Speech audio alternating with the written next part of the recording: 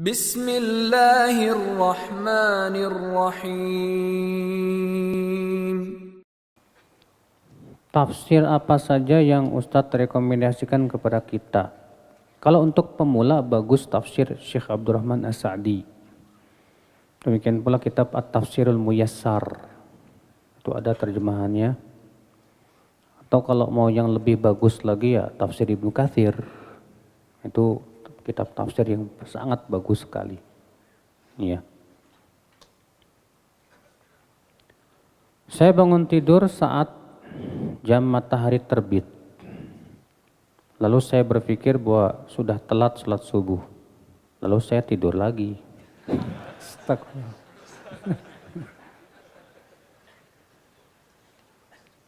Dan mengqadha sholat subuh jam 10 pagi. Apakah tindakan saya sama meninggalkan sholat? Enggak benar, Pak. Nabi bersabda, "Man nama 'anis shalah aw nasiyaha falyusalliha idza dzakaraha." Siapa yang tertidur dari sholat atau lupa, hendaklah ia lakukan saat ingat. Tuh, lihat, saat ingat. Jadi pas antum bangun, ya belum sholat. Nah saat ingat itu antum bukan malah tidur lagi. Ya.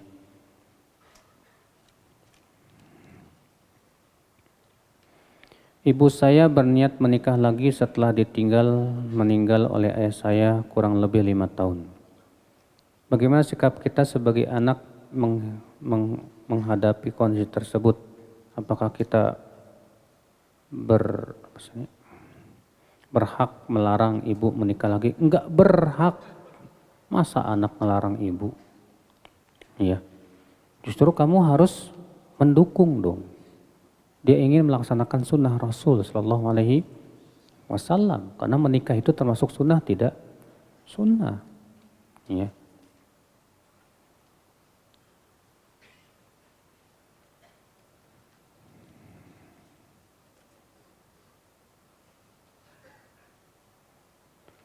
Saya mengikuti kajian ini dari awal sampai sekarang, alhamdulillah. Namun akhir bulan ini saya resign dari kerjaan saya dan akan pulang kampung. Bagaimana cara menjaga hidayah sunnah di kampung agar istiqomah Ustadz di saat jarang ada kajian dan internetnya juga susah?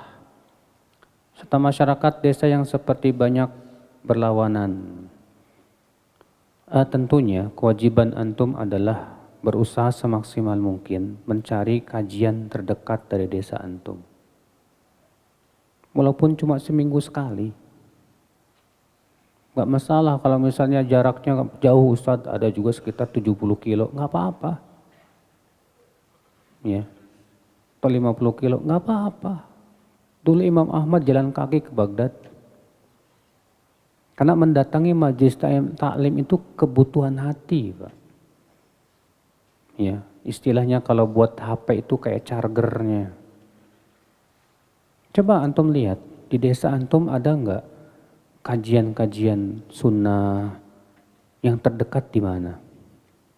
Perhatikan di situ. Insya Allah ada kalau dicari. Ya, coba antum cari info dulu deh. Mudah-mudahan ada.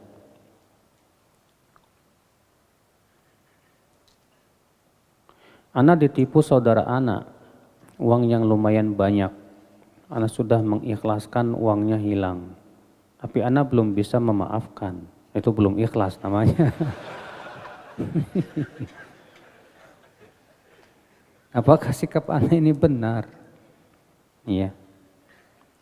Ya kalau antum mengikhlaskan ya udahlah. Tapi antum lihat, dia ini melakukan seperti itu karena memang sifatnya yang buruk, atau karena memang keteledoran, atau memang dia sudah berusaha tapi qadarullah hilang. Kalau antum melihat ini orangnya memang penyakitan, memang penipu, maka antum harus berikan pelajaran kepada dia supaya dia tidak kembali menipu dan banyak lagi orang jadi korban gara-gara dia. Iya, harus kasih pelajaran biar dia kapok. Bagaimana caranya, coba pikirkan. Bagaimana apa sih ini?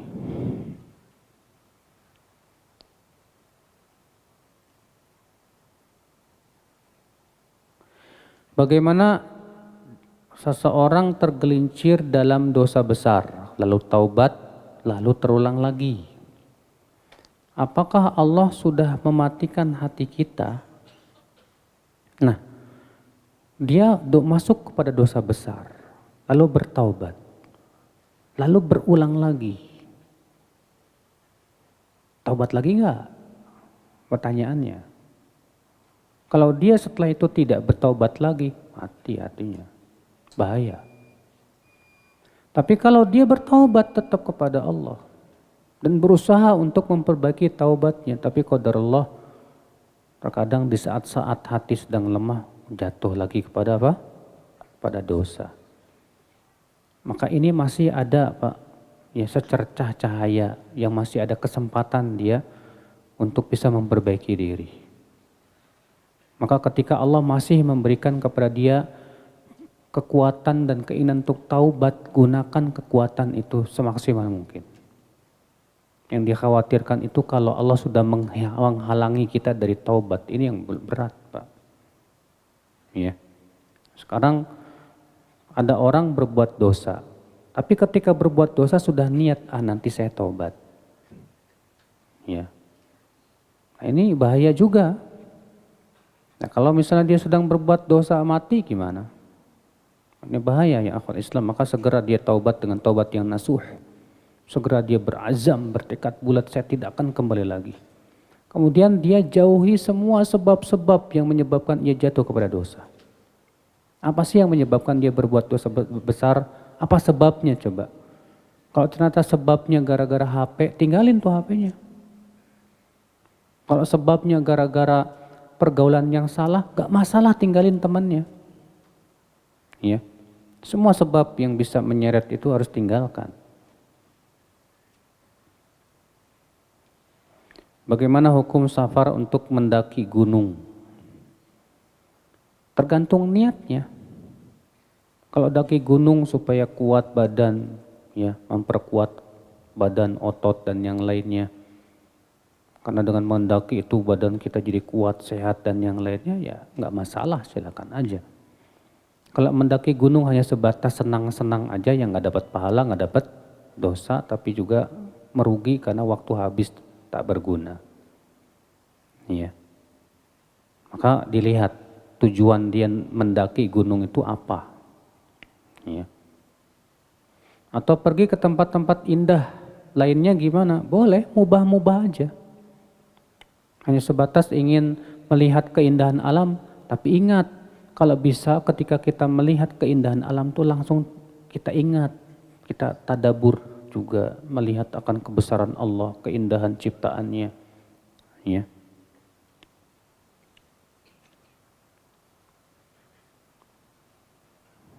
Masjid di lingkungan saya semuanya ada kuburan di dalamnya.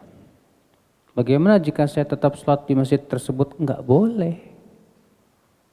Imam Syafi'i mengatakan sholat di masjid yang ada kuburannya itu dosa besar. Bahkan Imam Ahmad menganggap tidak sah. Dalam masalah ini seluruh ulama sepakat Pak. Sholat di masjid yang ada kuburannya itu haram. Sebagaimana disebutkan oleh Ibnu Hajar Al-Haytami. Ya.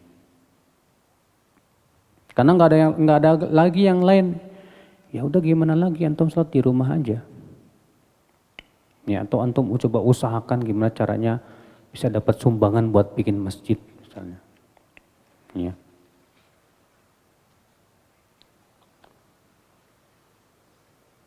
Mendahulukan apa yang Allah cintai. Jika kita belum berangkat haji, apakah kita sebaiknya jual rumah ya Ustadz? Ya enggak harus lah. Sebab rumah itu keperluan primer antum ya, untuk menjaga aurat kita, untuk ya buat keperluan anak dan yang lainnya. Maka ya enggak perlu kita menjual rumah hanya untuk apa? Haji. Saya belum mendapatkan apa contohnya dari salafus saleh terdahulu. Tapi kalau antum mau melakukan itu, udahlah jual aja rumah biar ngontrak sekalian nggak apa-apa. Yang penting bisa haji misalnya. Ya silakan, nggak masalah. Ya.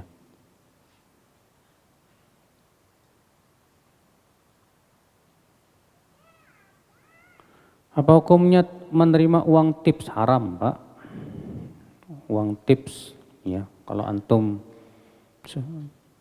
partner ditugaskan oleh perusahaan kepada partner, kemudian partnernya ngasih uang tips. Itu disebut dengan hadayal ummal namanya. Itu diharamkan oleh Rasulullah SAW.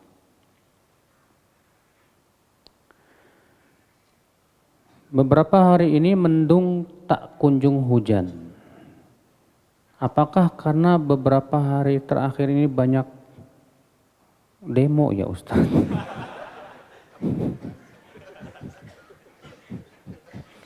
Sekelompok yang berbuat yang menentang syariat sehingga Allah menahan turunnya hujan. Turunnya hujan Allah tahan ya, terkadang akibat maksiat. Dan itu pasti. Sebutkan dalam hadis tidaklah mereka ya menahan tidak mengeluarkan zakat kecuali Allah tuh tahan hujan dari mereka. Akibat maksiat hamba. Bahkan Ibnu Qayyim mengatakan bahwa di antara sebab munculnya paceklik, kekeringan dan yang lainnya munculnya musik dan biduanita. Wah, ngeri Pak. Makanya kata Rasulullah kalau bukan karena doanya binatang-binatang ternak, Allah nggak bakalan turun hujan. Maka dari itulah ya akal Islam, bagaimana caranya supaya kita pertama mulai dari diri kita sendiri. Yang kedua kita berusaha untuk mengajak tetangga kita, saudara kita kepada kebaikan. Setidaknya kalaupun Allah turunkan azabnya, ya kita selamat. Karena yang diselamatkan oleh Allah hanyalah orang-orang yang mengingkari kemungkaran. Adapun yang diam tidak mau mengingkari, kena. Ya. Makanya Allah Subhanahu wa taala menyebutkan demikian dalam surat Al-A'raf ketika menyebutkan tentang kisah orang-orang Yahudi yang melanggar larangan Allah di hari Sabtu.